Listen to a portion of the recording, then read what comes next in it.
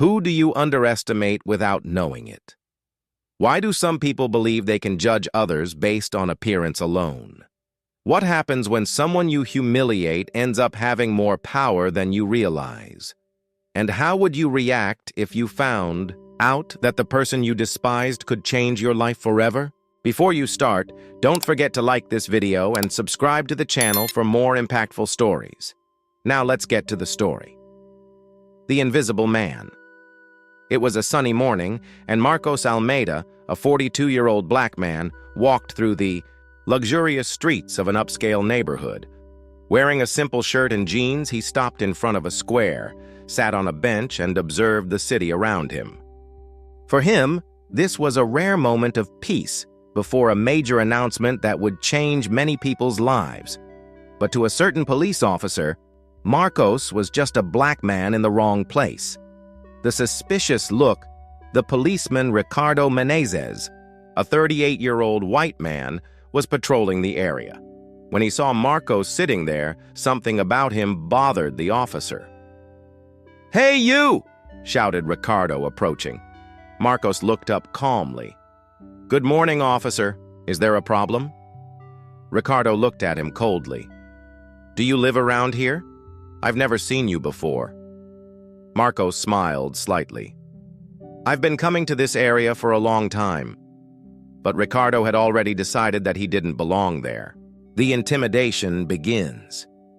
Ricardo crossed his arms, his tone becoming more aggressive. "What are you doing here? Are you waiting for someone?" Marcos remained calm. "Just enjoying the morning. Is that forbidden?" The police officer snorted. "Do you have identification? I want to see your documentation." Marcos sighed and slowly picked up his wallet, handing his ID to the officer. But Ricardo didn't even bother to check it correctly. He had already made his judgment. The threat of prison.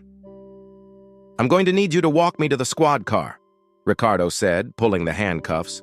Marcos raised an eyebrow. "Why? What's the charge?"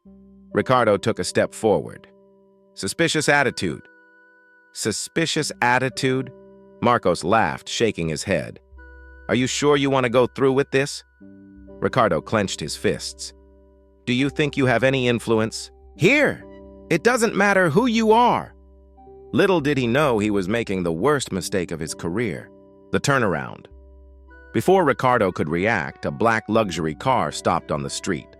A well-dressed man quickly came down. He was the mayor of the city. "Marcos! The meeting is about to start. We need you!" Ricardo froze. Did the mayor know this man? The mayor looked at the police officer disapprovingly. "What's the matter here?" Ricardo stammered. "I thought he was an attacker." Marcos crossed his arms. "An attacker in my own neighborhood? Interesting." The truth revealed. The mayor sighed, looking at Ricardo as if he were a huge fool. "Do you know who you're talking to?" The policeman swallowed hard. "Huh. Isn't he just a resident?" The mayor laughed lightly, but his expression was contemptuous. "Marcos Almeida is the biggest investor in the city. He financed the new police station where you work, which means technically he paid your salary." Ricardo's face turned pale. The consequences. Silence hung in the air as the gravity of the situation dawned on Ricardo. Marcos kept his gaze steady. "You thought you could humiliate me because I was wearing plain clothes. You assumed I didn't belong here without even asking who I am." Ricardo opened his mouth, but nothing came out. The mayor shook his head. "You are suspended while we investigate this case. The police department needs changes." The new order. In the following months, Marcos used his influence to implement new policies against racist approaches. Officers were now trained to avoid prejudice, and Ricardo became an example of what not to do.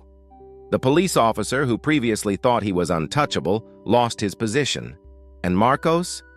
He continued doing what he always did: change the world with your intelligence, not with arrogance. When asked about the incident, Marcos just smiled and said, "True power isn't in money or uniform. It's in character. A new path. After months away, Ricardo tried to regain his position, but was informed that there was no more space for him in the corporation. With no alternatives, he looked for another job, but his reputation preceded him. Meanwhile, Marcos expanded his initiatives to combat structural racism, creating programs to train police officers on fair and respectful approaches. The unexpected meeting. A year later, Marcos was at a community event when he saw Ricardo in the audience. The former police officer avoided his gaze, but then gathered courage and approached. "I was arrogant and made a terrible mistake. I lost everything and now I see what I caused." Marcos observed him for a moment and replied, "Acknowledging your mistake is the first step. What will you do now?" The last lesson. Ricardo started working on a community social reintegration project. For months, he learned about the hardships faced by those he once despised. Marcos followed from afar and, when he saw that the change was real, he finally said, "To err is human. Learning from it is a choice."